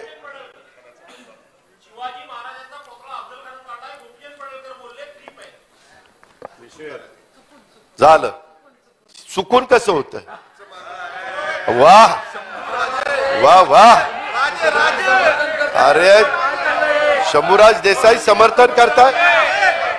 अध्यक्ष महोदय, भाजपचे एक प्रवक्ते आहेत सुधांशू त्रिवेदी. भास्करराव बसा. करच त्यांनी केला. छत्रपती शिवाजी महाराजांनी औरंगजेबाची 5 वेळाला माफी मागितली. अरे काय ह्याला जनाची नाही मनाची, काय निर्लज्जाचा कळस आहे. शिवाजी महाराज माफी मागणार आहेत. ह्या पद्धतीनं असं निव्वळ बाष्पळ विधान हे करतात. हे किती गंभीर आहे अध्यक्ष महोदय. आणि हे बहुतेक जण ह्या कानाने ऐकतात, त्या कानाने सोडतात. तुम्हाला राग कसा येत नाही? इतिहासच अक्षरशः तोडून मोडून काम चाललेलं आहे. अरे तुमची सटकत कशी नाही? सटकले पाहिजे, बरोबर नाही? अध्यक्ष महोदय, एवढंच नाही तर हे राज्यात काय चाललंय, सर्वात महत्वाचं म्हणजे मुख्यमंत्री महोदयांनी, उपमुख्यमंत्री महोदयांनी एवढ्या महापुरुषांचा अपमान होऊन सुद्धा गप्प आहेत. तुम्ही जर गंभीर दखल ह्याची घेतली नाही तर अशा प्रकारे या राज्यात महापुरुषांचा अपमान झाला नसता. अध्यक्ष महोदय, गंभीर प्रकरण आहे. मी पुन्हा तुम्हाला सांगतो, आमच्या बाजूच्या काही लोकांनी चुका केल्या असल्या तर तेही चुकीचं आहे, त्याचंही मी समर्थन करणार नाही. जर राष्ट्रवादीचं कोणी बोललेलं असेल तर मी किंवा जयंतरावांनी किंवा साहेबांनी त्यांना खडसावलं पाहिजे. इतर कुणाच्या बद्दल झालेलं असेल तिथल्या वरिष्ठांनी त्यांना खडसावलं पाहिजे. हे खपूनच घेता का म्हणे? अध्यक्ष महोदय, जर मी एकच इशारा देतो या निमित्तानं, यापुढे महाराष्ट्रामध्ये मुख्यमंत्री महोदय कोणत्याही महापुरुषाचा अपमान सहन केला जाणार नाही अशा पद्धतीने ते कृती करा. चुकणारा कुणी असू त्याला जरा त्याच्यामध्ये कायद्याचा बडगा दाखवून हे नको त्या निष्पाप लोकांना जेलमध्ये टाकण्यापेक्षा ही असली टाका ना तिथं जेलमध्ये. त्यांना कळू द्या ना, त्यांच्या डोक्यात लक्क प्रकाश पडू द्या ना की आपण ही चूक केली म्हणून आपण तिथं गेलो. आजही माझी मागणी आहे की राज्य ह्या सगळ्यांना, ह्या चुका करणाऱ्यांना त्या पदावरून बोलवा, त्यांना घालवा आणि त्याच्या संदर्भात ज्यांच्या चुका होतात त्यांच्यावर त्या ठिकाणी कारवाई करा अशी माझी मुख्यमंत्री महोदय आपल्याला हात जोडून त्या ठिकाणी विनंती आहे. आपण तर प्रतापगडच्या जवळ राहता, त्या सातारा परिसरामध्ये शिवाजी महाराजांनी सातत्याने तिथं त्यांचा वावर राहिलेला आहे. अशा परिसरातनं तुम्ही प्रतिनिधित्व करताय, त्या ह्याही गोष्टीचा विचार करा. अध्यक्ष महोदय, हे सगळ्या गोष्टी करत असताना त्याच्या संदर्भामध्ये मला एक गोष्ट सांगायची, हे झालं महापुरुषांच्या अपमानाच्या बद्दल. अध्यक्ष महोदय, कायदा सुव्यवस्था राखण्याची जबाबदारी ही 100% गृहमंत्र्यांची असते आणि त्यांच्या डिपार्टमेंटची बाकीच्यांची असते, सरकारची असते. परंतु मुख्यमंत्री आणि गृहमंत्री आपल्या मंत्र्यांच्या आणि आमदारांच्या गुन्ह्याकडे सोयीस्कर डोळेझाक करत असतील तर कायदा सुव्यवस्था कशा पद्धतीची राहील? राज्याचे एक जबाबदार ज्येष्ठ मंत्री महापुरुषांचा जाहीर अपमान करतात. त्याच्यामध्ये मधी तर एक कहर केला अध्यक्ष महोदय, आई वडिलांना शिव्या द्या चालेल, आईवरून शिव्या देणं आमची कोल्हापूरची पद्धत आहे. अरे आम्ही पण कोल्हापूरमध्ये आंबेडकर साहेब आहेत का? कोल्हापूरचे काही आमदार इथं आहेत. अध्यक्ष महोदय, अशा पद्धतीनं काहीतरी बोलायचं आणि त्या पद्धतीनं हे जे काही बोलायचं हे कुणी त्या ठिकाणी सहन करणार नाही. आणि पुण्यातल्या एका जाहीर कार्यक्रमामध्ये अशा प्रकारचं वक्तव्य चंद्रकांत दादा पाटलांनी त्या ठिकाणी केलेलं होतं. मंत्रिमंडळातले आणखीन एक सहकारी राजकीय पक्षाच्या महिला प्रतिनिधींना नट्याची उपमा देतात. नट्याची. त्याच्या संदर्भात ह्या महिला लोकप्रतिनिधींचा अपमान नाही का? काय कारवाई केली? बोलता बोलता गुलाबरावांनी तशा पद्धतीने वक्तव्य केलं, काढा ना. आणि आता काय होतंय सन्माननीय मुख्यमंत्री महोदय, पूर्वीच्या काळामध्ये इलेक्ट्रॉनिक मीडिया नव्हता. बोलल्यानंतर छापून आलं नाही, मी बोललोच नाही, पुरावाच नसायचा. आताच्या काळामध्ये किंवा मनोहर जोशींचं तुम्हाला आठवत असेल की काही गोष्टी बाळासाहेब बोलले तर माझं लक्ष नव्हतं, मी ऐकलंच नाही, असं करून ते बरोबर वेळ मारून न्यायचे. तशा पद्धतीनं होत नाही. गुलाबराव, आपण पण कधी कधी म्हणजे उत्साहाच्या भरात अशा प्रकारचं वक्तव्य त्या ठिकाणी करता, नट्यांची उपमा देता. नट्या आहेत ना, महिलाच नट्या आहेत, त्याच्याबद्दल नाही, परंतु मी सगळ्यांना कशा करता तशी उपमा देता. ती कुणाची, ती तुमची माझी मुलगी असेल, तुमची माझी बहीण असेल, तुमची माझी आई असेल, कोण आपली आजी असेल, कोणतरी आपली आईच ना. अशा पद्धतीनं कसं वागून चालेल?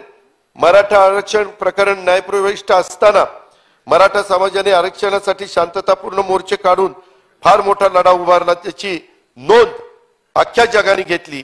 तरी देखील मंत्रिमंडळातले मंत्री तानाजीराव सावंत हे जबाबदार व्यक्ती उस्मानाबादच्या कार्यक्रमामध्ये आरोग्य मंत्री तर म्हणाले 2 वेळेला आरक्षण गेल्यानंतर मराठा समाज गप्प राहिला आणि आता राज्यात सत्तांतर झाल्यानंतर तुम्हाला लगेच मराठा आरक्षणाची खाच सुटली. खाच हा शब्द आहे का? वेगळा शब्द प्रयोग करता येतो, पण तू हे कशा करता? आता काल पण संभाजी ब्रिगेडच्या कार्यक्रमामध्ये स्वतः आदरणीय पवार साहेबांनी काही भूमिका तिथं मांडली. शेवटी आपण महत्वाच्या पदावर बसल्यानंतर समाजाला योग्य दिशेने नेलं पाहिजे. अध्यक्ष महोदय म्हटलं होतं ना, हो, पण त्यांचं नेतृत्व आपण इतके दिवस केलंच ना. त्या तिकिटावर पहिल्या टर्मला नाही सोडलं,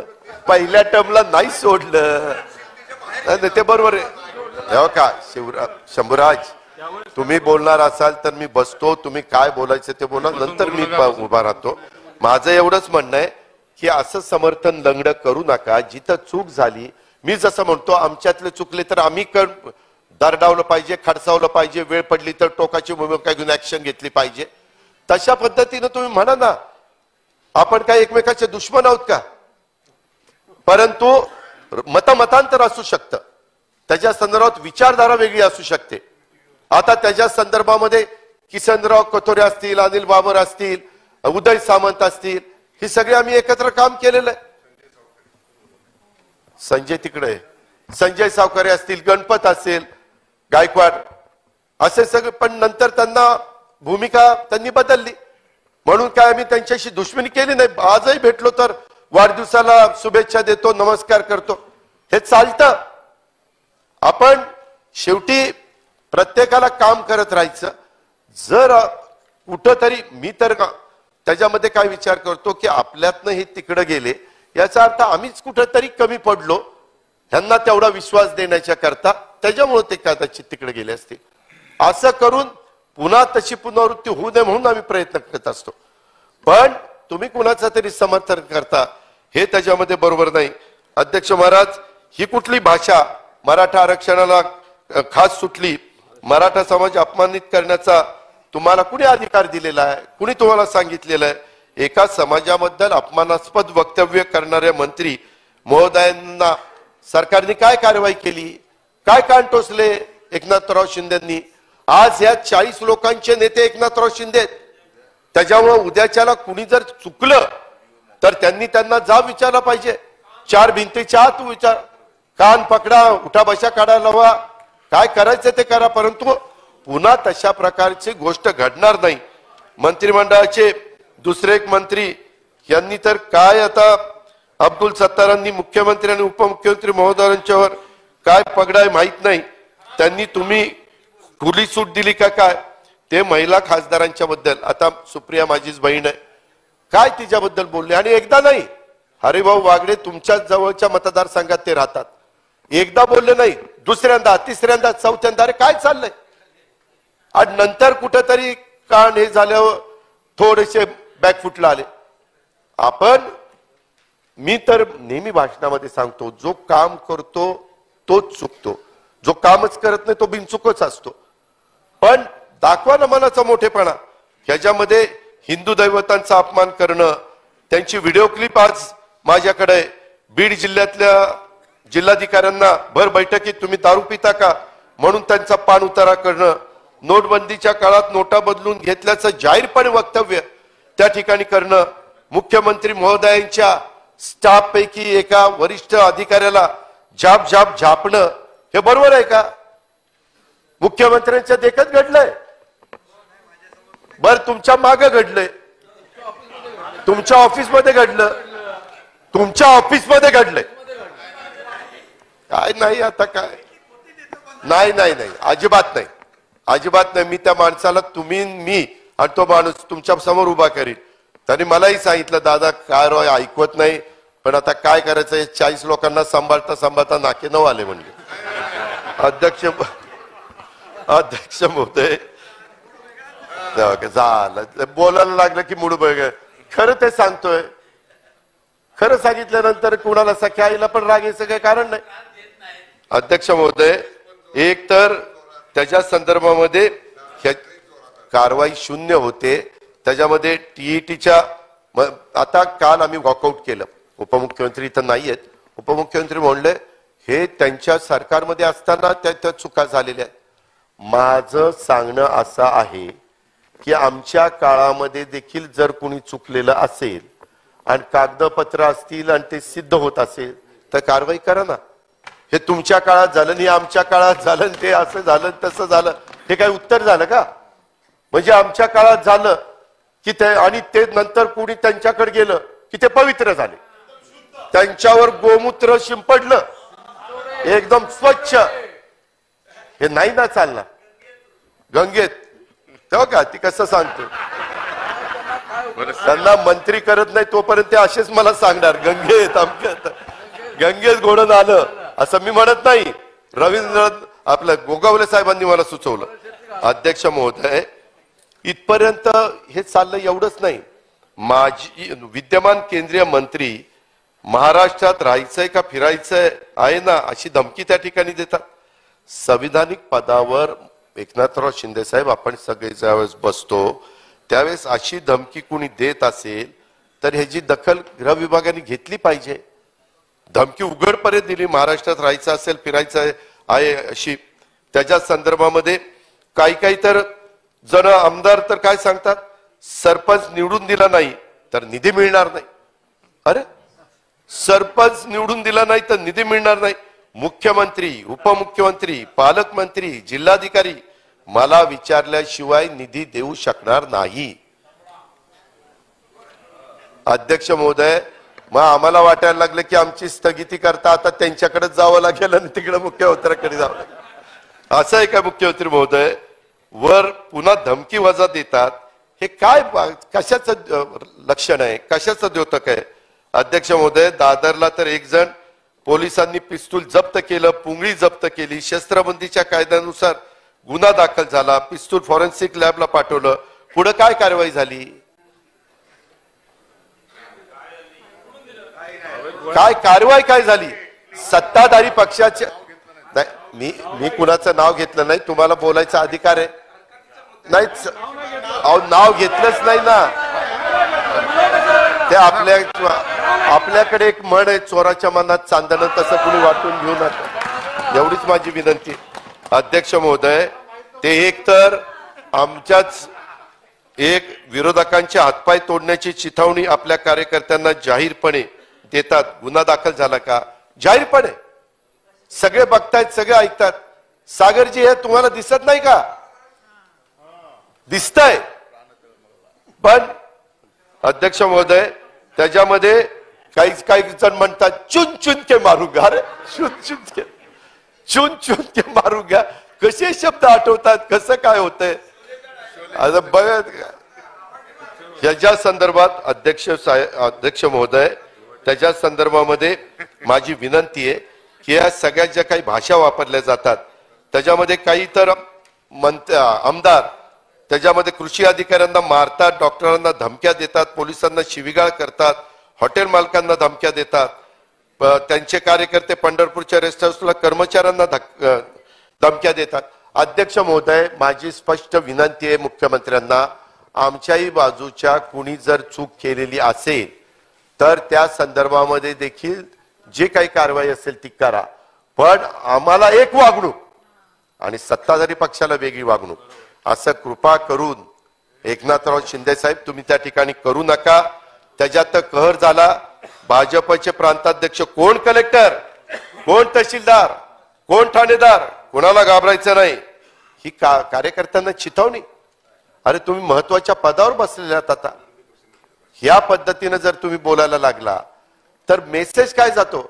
आपण जे काही करतो ना, तरुण पिढी, आता काही जण म्हणतात तरुण पिढी राजकारणात येत नाही, ते का येत नाही हे असलं सगळं बघितल्यानंतर त्यांना वाटतं कशाला तिकडे जायचं, आपलं आपलं नोकरी करावी, धंदा पाणी करावं, व्यवसाय करावा, काहीतरी करावं, परंतु इकडे नको जायला.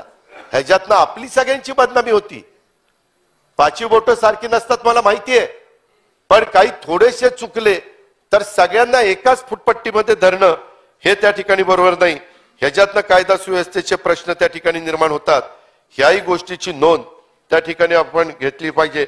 अध्यक्ष महोदय, एवढंच नाही, या लोकप्रतिनिधींनी माध्यम देखील सोडली नाही. आपण त्यांना लोकशाहीचा 14 स्तंभ म्हणतो, परंतु फडणवीस साहेबांच्या पत्रकारांना हीच मास्टर व्हॉइस HMV ही उपमा दिली, इथपर्यंत ठीक.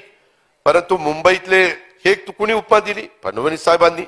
आता मुंबईतील एक आमदार म्हणतात चाय बिस्किट पत्रकारांचे झाले नामकरण, आतापासून आहेत ते HMV असं ट्विट करतात.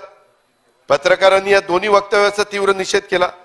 जनतेचा आवाज सरकारच्या पर्यंत पोहोचवणं, सरकारच्या चुका लक्षात आणून देणं हे लोकशाहीमध्ये पत्रकार माध्यमाचं कामच आहे. सरसकट अशा प्रकारे पत्रकारांची खिल्ली उडवण्याचं काय कारण आहे? आपलीच बातमी पत्रकारांनी द्यावी अशा प्रकारचा अट्टहास का? हे लोकशाहीमध्ये नाही चालत, देशामध्ये नाही चालणार. ह्याचा अतिरेक होईल. माग आजपर्यंत 75 वर्षात ज्यांनी अतिरेक करण्याचा प्रयत्न केला, काही काही वेळेस त्यांना सत्ता सोडावी लागली, हा इतिहास आहे. आणि असं असताना या प्रकारची वागणूक जर दिली जाते आणि त्यावेळेस आमचे एकनाथराव शिंदे तिथं मुख्यमंत्री म्हणून असतात, एकनाथराव तुम्ही थोडस कठोर वागण्याची त्या संदर्भात गरज आहे, तरच कायदा सुव्यवस्था राहील. हे कायदा सुव्यवस्था बिघडवणाऱ्या मंत्र्यांना आमदारांवर कारवाई आपण करणार का, हे पण आम्हाला या उत्तराच्या निमित्तानं अध्यक्ष महोदय त्या ठिकाणी कळलं पाहिजे. महाराष्ट्रात फिरायचंय नाही हो का, फोटो सकट सगळे ह्या पद्धतीने जे काही चाललंय हे अतिशय चुकीचं आहे. अध्यक्ष महोदय, पोलिसांचं खच्चीकरण करणाऱ्या लोकप्रतिनिधींना देखील आपण काय कारवाई केली त्याच्याही संदर्भातले सगळे पुरावे आम्ही त्या ठिकाणी देण्याची आमची तयारी आहे. कधी कधी काही जण आरोप करतात आणि नंतर त्या आरोपामध्ये तथ्य नसतं, परंतु तो संबंधित अधिकारी कारण नसताना नाउमेद होतो किंवा बदनाम होतो. ह्याही गोष्टी त्या ठिकाणी थांबल्या पाहिजेत. माझा गृहमंत्र्यांना सवाल आहे की कायदा हातात घेणाऱ्या, पोलीस दलाचा अपमान करणाऱ्या आणि तपासात अडथळा निर्माण करणाऱ्या, धर्माधर्मामध्ये तेढ निर्माण करणाऱ्या आणि कायदा सुव्यवस्था बिघडवणाऱ्या असे जर कोणी लोकप्रतिनिधी असतील तर त्यांच्यावर आपण काय कारवाई करणार, याही गोष्टीचा कुठंतरी माहिती ही निश्चितपणे सभागृहाच्या माध्यमातून राज्यातल्या जनतेच्या पर्यंत पोहोचवली गेली पाहिजे. अशा प्रकारची माझी विनंती आहे. मर्जीप्रमाणे पोलीस दल राबवू नका, कायद्याप्रमाणे पोलिसांना काम करू द्या. अध्यक्ष महोदय, आम्ही काम करत असताना पुणे जिल्ह्यातले काही इथं आमदार बसलेले आहेत, कधी मी पक्ष म्हणून त्या गोष्टीकडे बघितलं नाही. इथं माधुरीताई बसल्यात, सिद्धार्थ शिशिरोळे बसलेत, तुम्ही कुणालाही विचारा. जर माझ्या विचाराचा कार्यकर्ता चुकला तरी मी अधिकाऱ्यांना सांगतो त्याच्यावर ऍक्शन घ्या, परंतु कधी कुणाला पाठीशी घालण्याचं काम आम्ही ज्यावेळेस त्या पदावर होतो त्यावेळेस केलं नाही. यांनी पण कधी दिलीप वळसे पाटलांनी तशा पद्धतीनं काम केलं नाही, परंतु आता मात्र तशा प्रकारचा दुजाभाव केला जातो. मधल्या काळामध्ये सन्माननीय आता नाही आहेत जितेंद्र आव्हाडांच्यावर पण काही केसेस लादण्याचा प्रयत्न त्या ठिकाणी केला. हे जे काही चाललेलं आहे ह्याच्यातनं चुकीचा मेसेज जातो. अध्यक्ष महोदय, एक गोष्ट मला कळली नाही, एकनाथराव शिंदे साहेब आपण एकत्र काम केलं. मधल्या काळामध्ये गणेशोत्सवाच्या निमित्तानं बेस्टवर मी काही जाहिरात वाचली. आपले सरकारने हिंदू सणांवरचे विघ्न टळले, जाहिरात दिली. जाहिरातीवर माननीय पंतप्रधान, उपमुख्यमंत्री यांचे छायाचित्र होते. अध्यक्ष महोदय, मुख्यमंत्री महोदय, हे धर्मनिरपेक्ष राष्ट्र आहे. धर्मनिरपेक्ष राष्ट्र, आपली घटना आपण सगळ्यांनी स्वीकारलेली आहे. अशा प्रकारे धार्मिक तेढ करणाऱ्या, दिशाभूल करणाऱ्या जाहिराती घटना विरोधी आहेत हे आपण सांगितलं पाहिजे. त्याच्यामध्ये तुम्ही असं करा ना की आपलं सरकार आलं, सर्व सणांवरचं विघ्न टळलं, सर्व सणांचं. तसं नाही साहेब, तसं नाही. हिंदूचं म्हटलं, मी खरंच सांगतो, मी तर तुम्ही मागाशीच म्हटलं अजित खरं बोलतो. त्याच्या नाही ते ठीक आहे, ते जाहिरात त्यांची भारतीय जनता पक्षाची होती, त्याच्यावर त्यांचा अंतर्गत प्रश्न आहे. पण माझं एवढंच म्हणणं आहे की आपण सगळ्या 25 डिसेंबरची सुट्टी घेतो, बकरी ईदची घेतो, रमजान ईदची घेतो, सगळ्या सुट्ट्या घेतो. सगळ्यांचं पारसी डे, पतेती, राईट, पतेती, असं सगळे घेतो. आपलं म्हणणं आहे की आपणच ह्या गोष्टीला जर खतपाणी घातलं तर त्याच्यातनं वेगळा मेसेज जातो. त्याच्यातनं चुकीचं घडता कामा नये याबद्दल दुमत असण्याचं अजिबात कारण नाही. परंतु धार्मिक तेढ निर्माण होईल अशा पद्धतीच्या गोष्टी घडता कामा नये. अध्यक्ष महोदय, महाविकास आघाडीच्या सरकारच्या कोणत्याही जाती धर्माच्या आणि सण उत्सवाच्या विरुद्ध नव्हतं.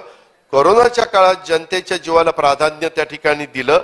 तुम्ही त्यावेळेस सत्तेवर असता तर तुम्हालाही तेच करावं लागलं असतं. मुख्यमंत्री महोदय, आता परवा पंतप्रधानांनी जी व्हीसी घेतली त्याच्यात तुम्हाला मेसेज आला की नाही, जिथं मंदिर आहे आणि लोकांची जास्त वर्दळ आहे तिथं मास्क लावा असे आदेश आले की नाही? आले. कारण आपल्याला काळजी घेणं गरजेचं होतं. कुणालाच असं मुद्दामून कुठले तरी सण शांततेने व्हावे असं वाटत नाही. त्याच्यामुळं तुमचं सरकार आलं आणि धर्माधर्मात जाती जातीमध्ये देड नाही, बरोबर आहे अध्यक्ष महोदय, मुख्यमंत्री महोदय, त्याच्या संदर्भामध्ये मुख्यमंत्री, पंतप्रधान किंवा सगळ्यांनी आवाहन केल्यानंतर आपण त्या आव्हानाला प्रतिसाद दिला पाहिजे. ते वैयक्तिक स्वतःच्या करता ते सांगतायत का?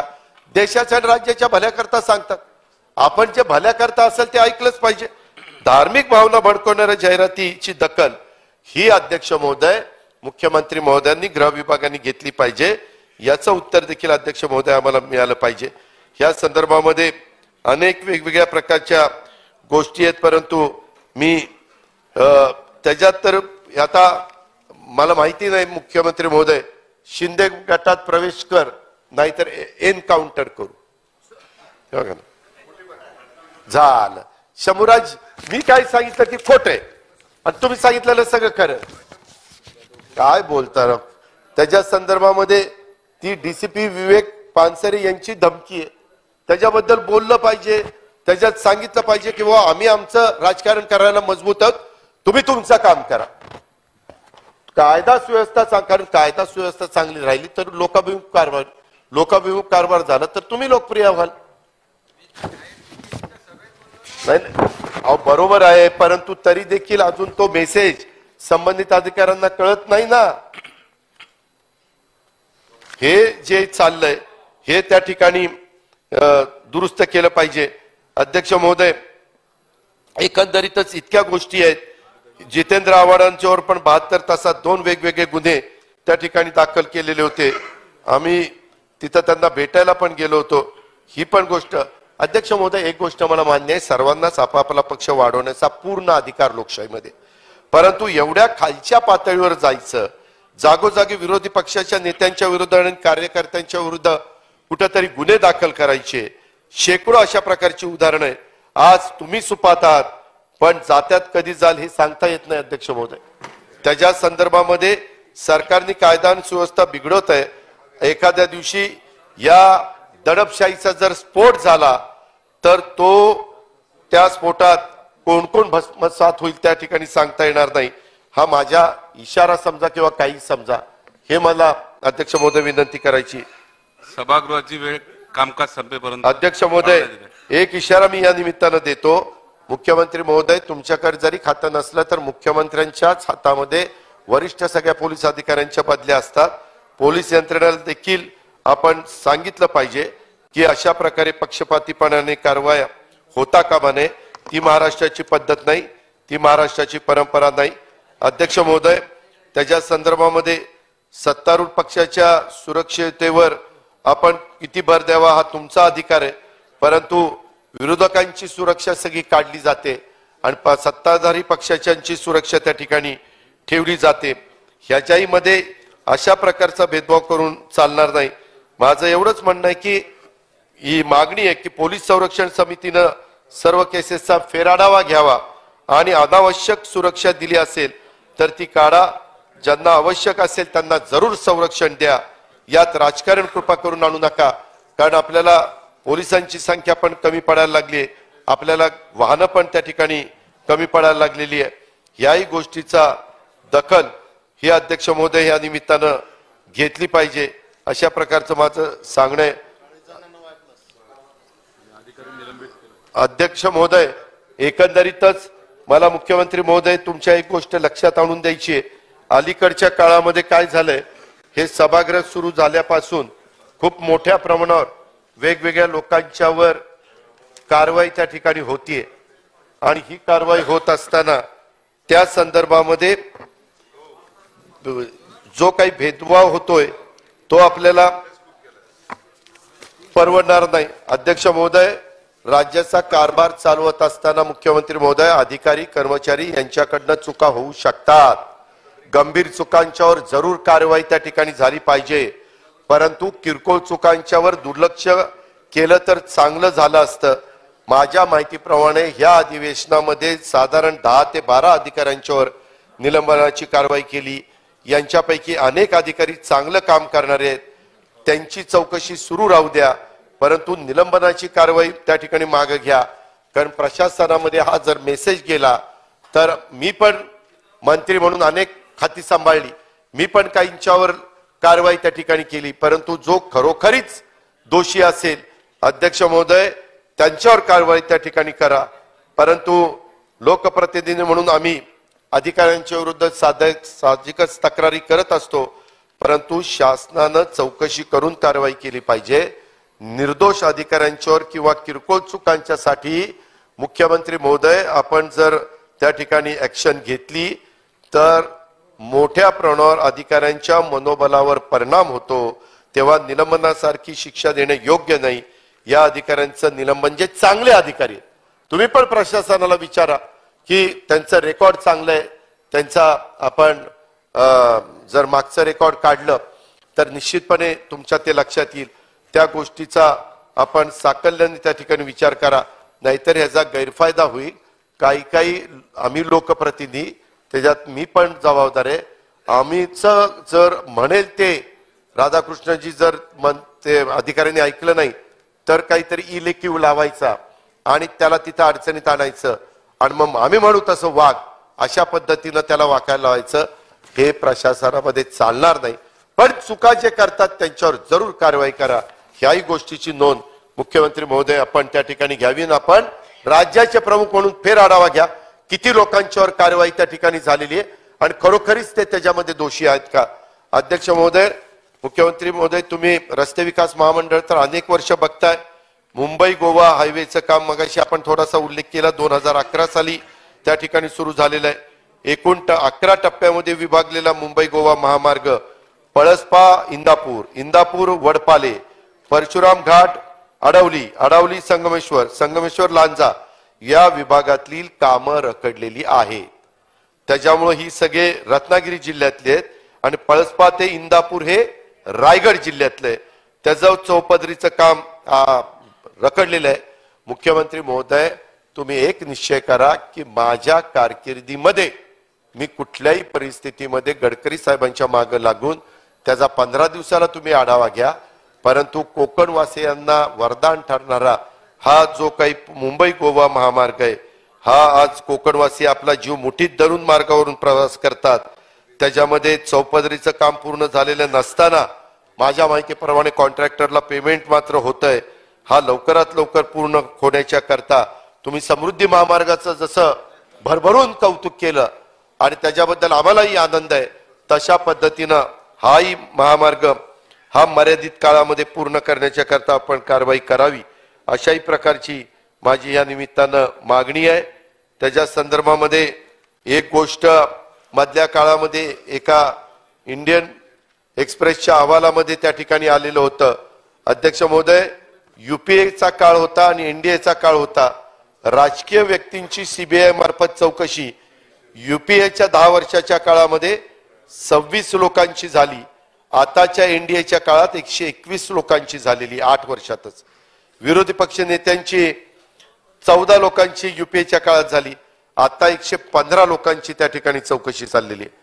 भाजप आणि मित्र पक्षांच्या नेत्यांची चौकशी युपीएच्या काळात एकही नव्हती, आता 6 आहे आणि काँग्रेस आणि मित्र पक्षांची त्याच्यामध्ये 12 आहे.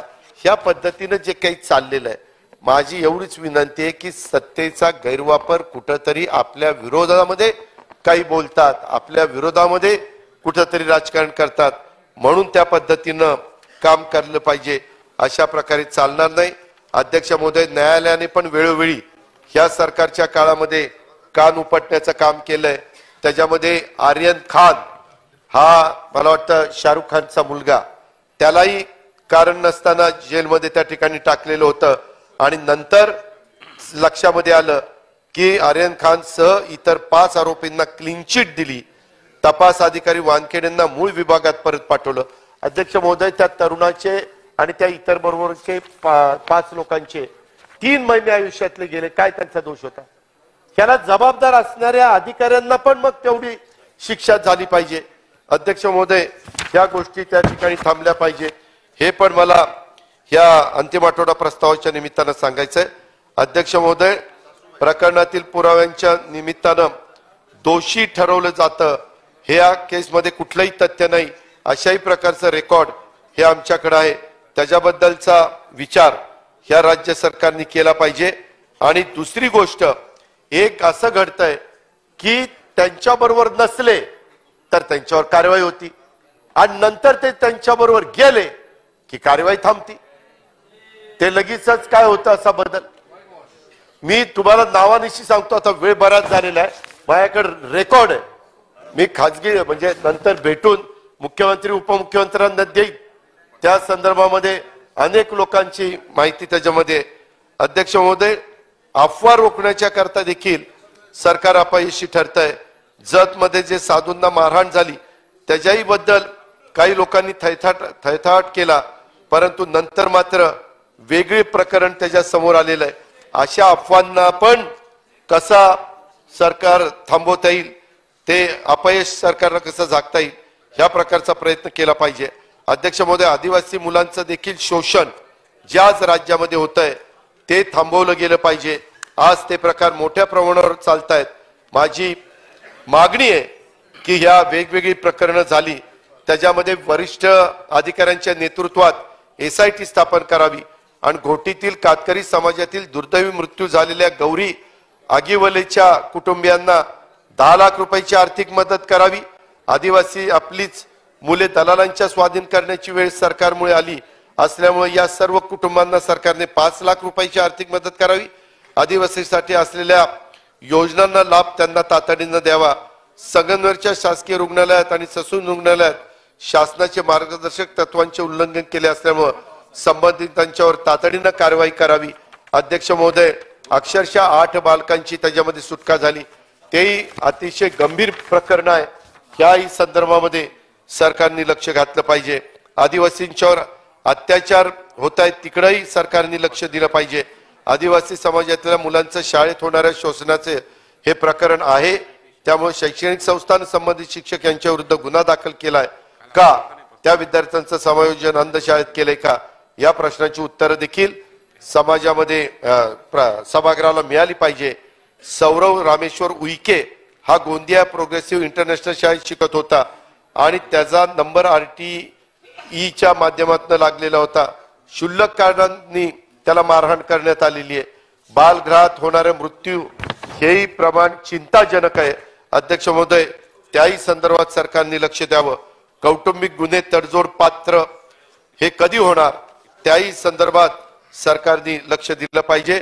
जाती आणि धार्मिक व्यवहारात सरकारची अजिबात ढवळाढवळ राहता कामा नये अशाही प्रकारची माझी मागणी आहे. अध्यक्ष महोदय, मधी पुणे जिल्ह्यामध्ये मावळ तालुक्यात एक बलात्कार करून हत्या करण्यात आली होती. स्वरा चांदेकर या कुटुंबियांना मदत दिली गेलेली नाही. मुख्यमंत्री महोदय, मागे तुम्ही स्वतः जाहीर केलं गेलेलं होतं, त्याची नोंद तुमच्या ऑफिसने घ्यावी आणि ती मदत तातडीनं त्या ठिकाणी जावी. तुमचे पालकमंत्री पण तिथं गेले होते, त्यांनी जाहीर केलेलं होतं की ती मदत आम्ही देऊ. एकंदरीतच हे जे काही चाललंय, एक समिती धर्माधर्मात तेढ निर्माण करणारी आहे, धर्माधर्मात अविश्वासाचं वातावरण तयार करणारी आहे. ही समिती कायद्यात बसणारी नाही. ही समिती सरकारच्या धोरणाच्या विरुद्ध आहे. त्यामुळे घटना विरोधी ही समिती आजच्या आज रद्द केली पाहिजे. त्याही गोष्टीचा विचार हा मुख्यमंत्र्यांनी करावा. त्या समितीचे सगळे रेकॉर्ड माझ्याकडे आहे. अध्यक्ष महोदय, मध्ये कोयता गँगचा बंदोबस्त करा असं मी सांगितलेलं होतं. अजून तो बंदोबस्त झाला नाही. महाराष्ट्रामध्ये अनेक ठिकाणी हे कोयता गँग, मग पुण्यामध्ये मांजरी असेल, भेकराई नगर असेल, आमच्या नाशिकच्या परिसरामध्ये असेल, पुणे, बारामती, आळंदी, मावळ अशा अनेक भागामध्ये कोयता गँग आहे.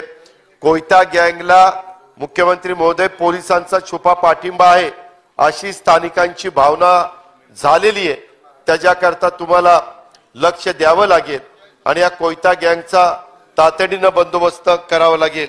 ऑनलाईन जुगारावर नियंत्रण हे देखील मुख्यमंत्री महोदय तिथं आणावं लागेल. माझ्या दोन मागण्या आहेत की ऑनलाईन जुगार हा विषय राज्याच्या अखत्यारीत असल्यामुळं राज्य सरकारने पुढाकार घेऊन तातडीने याबद्दल सर्वकष कायदा आणावा. गेमिंग ॲपच्या आंतरराष्ट्रीय कंपनीची गुंतवणूक असल्यामुळं केंद्र सरकारची मदत लागणार आहे. केंद्र सरकार कायदा करणार आहे असं संबंधित केंद्रीय मंत्री महोदयांनी सांगितलेलं आहे. हे करीत असताना धोकादायक गेम्सवर निर्बंध घालण्याचे अधिकार राज्यांना दिले जावेत अशा प्रकारची मागणी आपण करावी. राज्य सरकारमार्फत अगोदरच केंद्र सरकारकडे लेखी पत्राद्वारे जर ही मागणी केली तर त्याचा फायदा निश्चितपणे राज्याला झाल्याशिवाय राहणार नाही. ऑनलाईन लोन ॲपच्या माध्यमातून तरुणांची जी लुटमार होतीये ती पण त्या ठिकाणी थांबवली गेली पाहिजे. या विषयाचं गांभीर्य लक्षात घेऊन गृह विभागाने ऑनलाईन लोन ॲपवर नियंत्रण आणण्यासाठी कठोर कारवाई करावी. तसंच आपला सायबर सेल अधिक सक्षम करावा ही पण मागणी मी या निमित्तानं करू इच्छितो. अध्यक्ष महोदय, अलीकडच्या काळामध्ये सेक्सच्या संदर्भामधले काही प्रकार हे घडतायत आणि त्याच्यामध्ये एक टिंडर नावाची साईट आहे. वरवर पाहता हे वधूवर सूचक मंडळ आहे, परंतु ऑनलाईन वेश्या व्यवसाय करणारी साईट आहे. अशाही अनेक बोगस संस्था सध्या काम करतायत. माझी मागणी आहे की मधील काळामध्ये ज्या काही आत्महत्या झाल्या त्या आत्महत्यांच्या प्रकरणात गुन्हा नोंद झाला असला तरी गुन्हेगाराला कठोरातली कठोर शिक्षा द्या. त्या दृष्टीने सरकारने प्रयत्न करावे. तसेच यापुढे असे प्रकार घडणार नाही याच्याबद्दल प्रयत्न करावा. अध्यक्ष महोदय, हे प्रकार खूप वाढतायत. ड्रग्जचा तरुणांना विळखा हेही प्रकार वाढतायत, त्याच्यामध्येही लक्ष घाला. बेरोजगारांच्यावर लाठीमार करायच्या ऐवजी बेरोजगारांना नोकऱ्या कशा मिळतील, त्यांना रोजगार कसा मिळेल ह्याही पद्धतीनं त्या बाबतीमध्ये आपण प्रयत्न करावा. अध्यक्ष महोदय, दुसरी एक गोष्ट, आरोपी बरोबरच बर्थडे पार्टीमध्ये पोलीस निरीक्षकाला निलंबित केलं पाहिजे. पोलीस आता अशा पद्धतीनं वागायला लागलेत. भाईंदर नवदर पोलीस ठाण्याचे वरिष्ठ निरीक्षक मिलिंद देसाई यांचा वाढदिवस नरेंद्र मेहतांच्या हस्ते पोलीस स्टेशनमध्ये केक कापून साजरा करण्यात आला. आरोपी असलेल्या व्यक्तीकडे बर्थडे सेलिब्रेशन करण्याचा प्रकार अशोभनीय आहे. पोलिसांची प्रतिमा डागाळते. त्यामुळे या पोलीस निरीक्षकांना सरकारने आजच्याच निलंबित करावं अशी मागणी या निमित्तानं मी या ठिकाणी करतोय. दरोडे, खुनाचे प्रकार हे देखील अध्यक्ष वाढलेत. महिलांचे अत्याचार हे देखील अध्यक्ष महोदय अलीकडच्या काळात वाढलेत. महिला शोषणाच्या कुप्रथांना आळा घातला पाहिजे. अंधश्रद्धेला खतपाणी घालणाऱ्यांच्या विरुद्ध कारवाई केली पाहिजे. अल्पवयीन मुलींचा जो गर्भपात होतोय तोही तिथं थांबवला गेला पाहिजे. मंत्रालयात महिलेचा विनयभंग होतो. जिथं राज्याचा कारभार चालतो तिथंच जर मंत्रालयात महिलेचा विनयभंग होत असेल तर चांद्यापासून बांद्यापर्यंत काय होणार आहे, ह्या एका अवर सचिव दर्जाचा अधिकारी मंत्रालयात अशी हिंमत करत असेल तर हे प्रकरण गांभीर्याने घेण्याची गरज मुख्यमंत्री महोदय, दोषी अधिकाऱ्यांच्यावर थातूरमातूर कारवाई करून चालणार नाही, यांच्यावर कडक ऍक्शन घ्या. ठाण्यात फेरीवाल्यांच्याकडून महिलांना मारहाण केली जाते. शक्ती कायदा आलाय, परंतु त्या शक्ती कायद्याच्या संदर्भामध्ये अजून बऱ्याच गोष्टी त्या राहिलेल्या आहेत. ह्याच्यामध्ये मला वाटतं केंद्रीय गृह मंत्रालय आणि राष्ट्रपतींनी अजून त्याच्यावर सही केलेली नाहीये. त्याही गोष्टीचा विचार करा. त्याच्यामध्ये काही अधिकाऱ्यांच्या बद्दल खूप त्यांना वाचवण्याचा सरकार धावपळ करते, अशाही प्रकारच्या गोष्टी आहेत. अध्यक्ष महोदय, अनेक मंत्र्यांच्यावर त्याच्या प्रकरणं आहेत. मी आजच 2 माजी महसूल राज्यमंत्री आणि विद्यमान मंत्री यांची प्रकरणं त्या ठिकाणी दिलीत. त्याच्या संदर्भामध्ये इतर पण 5-6 प्रकरणं आहेत. ह्या प्रकरणामध्ये आपण कारवाई त्या ठिकाणी करावी अशा प्रकारची माझी विनंती आहे. टीईटी परीक्षेत गैरप्रकार झालेले आहेत अध्यक्ष महोदय, त्याचे तर पुरावे आहेत. हे आमच्या काळात झाले असं न म्हणता कडक ऍक्शन घ्या.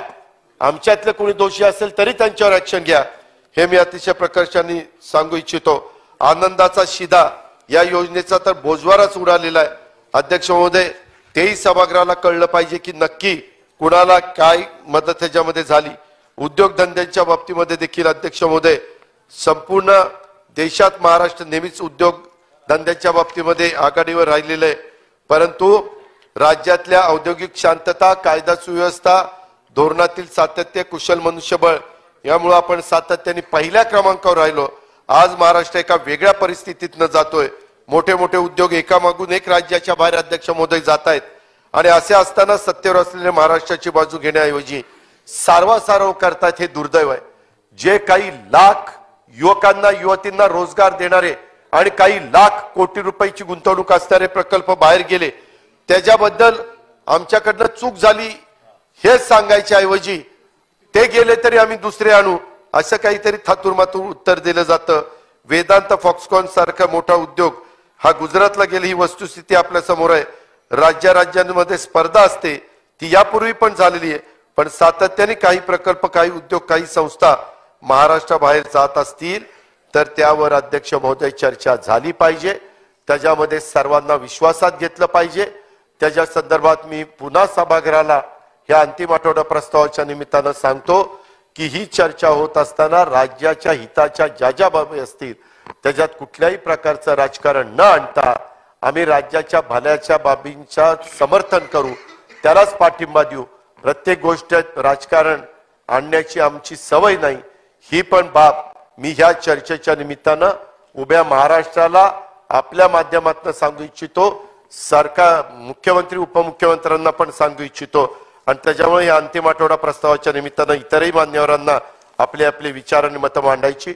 परंतु ह्या अंतिम आठवड्याच्या प्रस्तावाच्या निमित्तानं ज्या बाबी मी आपल्या लक्षात आणून दिलेल्या आहेत, आपल्या सरकारच्या लक्षात आणून दिलेल्या आहेत आणि हे भ्रष्टाचार जे वेगवेगळ्या पद्धतीने होत आहेत ते थांबवण्याच्या करता अतिशय मनापासून गांभीर्याने महाराष्ट्राची बदनामी न होण्याकरता, कायदा सुव्यवस्था उत्तम राखण्याकरता सरकारने तातडीनं पावलं उचलावी, नाहीतर महाराष्ट्र अशा गोष्टींना माफ करणार नाही.